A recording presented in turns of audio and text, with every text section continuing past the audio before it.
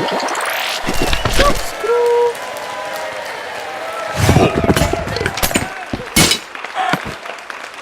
guys, it's Avondale, and welcome back to Behind the Walls, where I take you behind the walls of the Noxcrew Game Show. At this point in time, you will have needed to watch the entire Game Show Season 1 to not be spoiled by this episode, so make sure if you haven't done that, you do it right now so we don't spoil it for you. So now that you've had time to do that, I am going to turn around and reveal my guests, but today's episode is actually called Behind the Walls, Return to the Scene of the Crime, and that's because I'm here with the Ungentlemen, the champions of the Noxcrew Game Show Season 1. That's right. Oh yeah, you guys are on your trophy with the Ungents logo in the background. You guys played a heck of a season. You swept straight through the entire tournament bracket.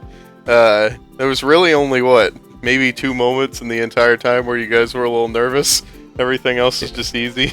Yeah. So I wanted to pull you guys on here today just to, go through, look back over the entire season and talk about some of the gameplay that you guys had because it was really impressive and really fun to watch. So I actually think we'll get right into it here. We'll head over to your first game, which was Castle. Yep. Okay, so we're here at Castle. This was the first game you guys played, and it was your match against Grenade Train, which was Ven, Kingdom Heart, and Platypus. Yeah, it's your guys' you guys actually, you were one of the teams that was in that failed recording, weren't you? And didn't you get this game in the failed recording too? And we got Factory. You got Factory and everything broke. We had a little bit of practice, but... Well, to be fair, you can go on any server and kill your friends and you'll get a little bit of practice at what this is. Could just pop up and fly through the tech hole there and we'll get you out to the game. Tech hole. The tech hole. Yeah, it's beautiful. So, this game didn't start out too well for you guys, really. You sort of got into the mosh pit here, and things started taking a turn for the worse. Oh, this is where I shot Gritty. That's right. Yes. Yeah, and that was something we didn't even notice before, when we cut Behind the Walls, we didn't notice it. It was when I was editing it that I caught that arrow coming down. I was like, how do you get hurt there? Hope. So that was it. But yeah, it was, Dwitty, you had some friendly fire there, and you were first death, and then Oakley and Zerzhin got double teamed in the pit here. So yeah, Zerzhin, it was just you at the end of that. What was running through all of you guys' heads? Because it took you a while to track Ven down there. I was just kind of gonna lose. Hide and then regen a little. I was really annoyed because at one point during the game, I was pacing after him, up here, and I got a few hits on him and just started chasing him. And then I thought, well, I'm not with my teammates, I'm just going to run back and I don't want to risk going into their area. Right. But I could have taken him out so easily there and the game would have been over much quicker. Yeah, watching back on film, he was the only guy around there. He was lost. Yeah. I remember that. That was in the first 30 seconds of the game. We were like, oh boy, here it goes. Interesting story. Grenade Train was actually probably the crew favorite team going into the show just because we really, really liked their intro video. We thought it was really funny. And there was actually a couple different bets riding on this game that people had. And so all of a sudden, you come in and it's like, oh man, Grenade Train are up 3 people to 1. They're blah, blah, blah. It's going to be great. Then all of a sudden, Zerzhin just pulls off the most OP move of all time. That OP inventory. Yeah, no kidding. Well, how did you, because weren't you down to a heart when you were in the water, though? They almost got you, even.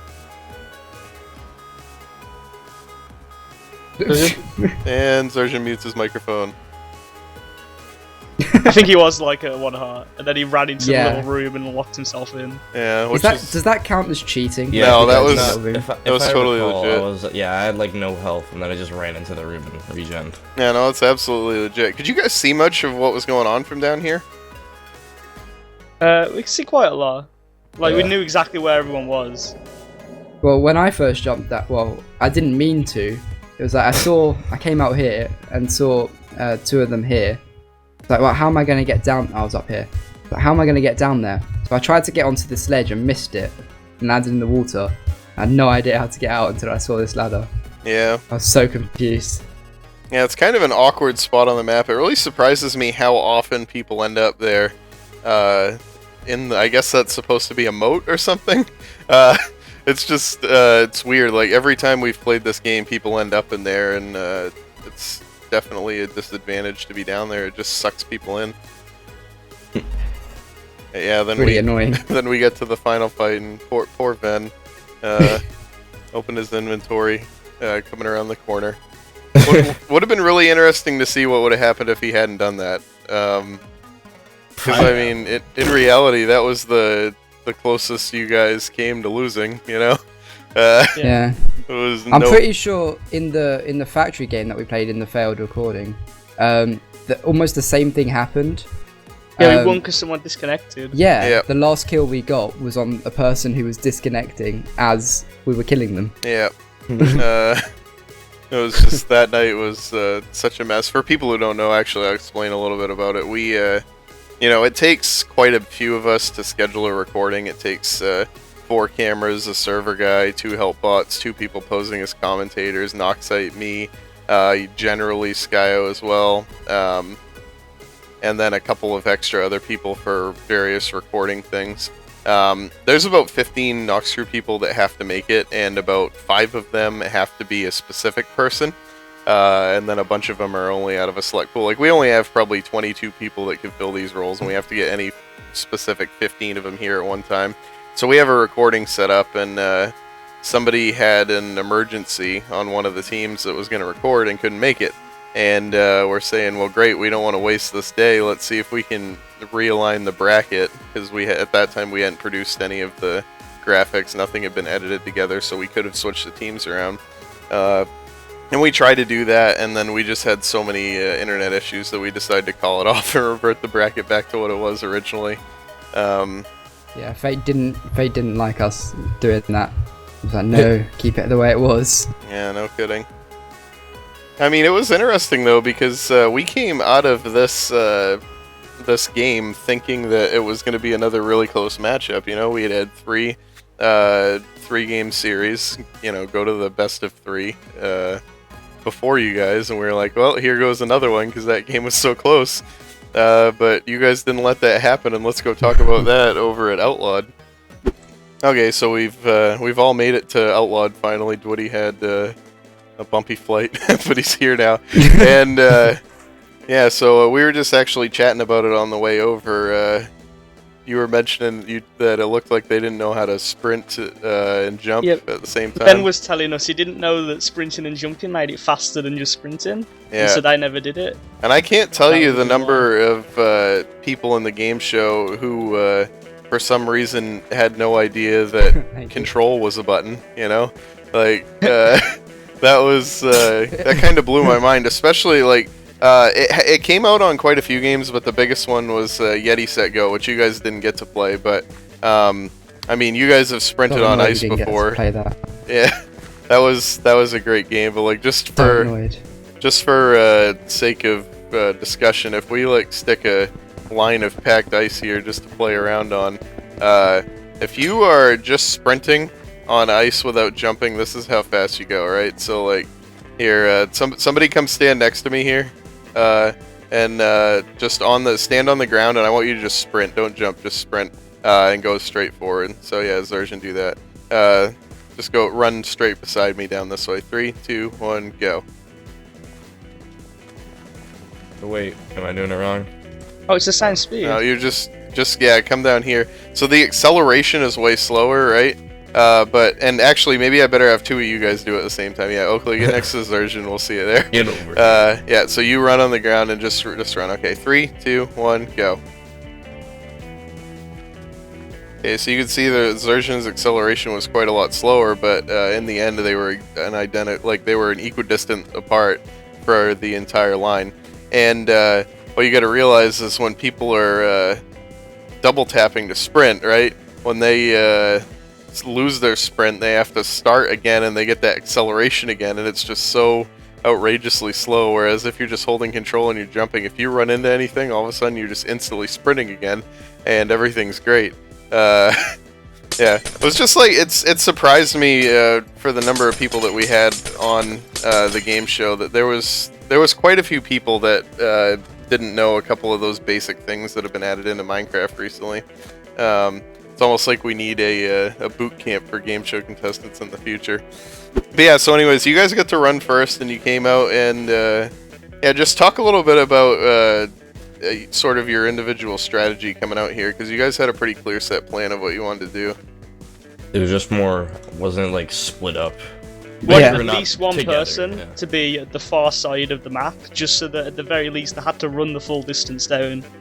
Like, they still had to go all the way to the other side of the map at the very least, Sure. was one thing. And then I was like hiding behind the mountain in the middle, and I don't know where Zerjan went. You were I don't just know where running I was. around, weren't you? Yeah. It was a really smart strategy, because essentially what you guys did, like, you found the spot in the little pre-test that we did with you guys, and you realized that all you had to do was hide somewhere and get behind him. And so basically what you ended up doing is, you know, Woody goes to the far side of the map and Zerjan goes kind of out there as well. And they pulled the whole team to them, and as soon as they ran by you, you just ran back to the start. So all of a sudden, you've created a 30-second sprint jumping gap between you and Woody.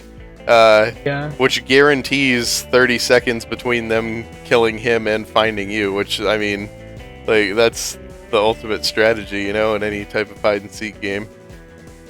I think we got unlucky as well with the team colour, because we were blue in this match and they were yellow. Yeah. Now you can see there's a lot of yellow around this map. So when I went to hide here, Oh god.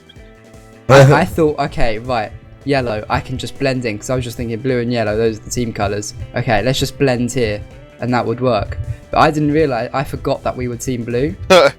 So I was just sticking out like a sore thumb. Yeah. And, you know, And if that's they would have done that, they could have just blended in. right, and that's we wouldn't sort of have seen a them. downside of our team coloring in our hide-and-seek games. We've actually tossed the idea around of just going straight up green armor when we do these in the future, because I think we're going to reuse these games. We like them a lot.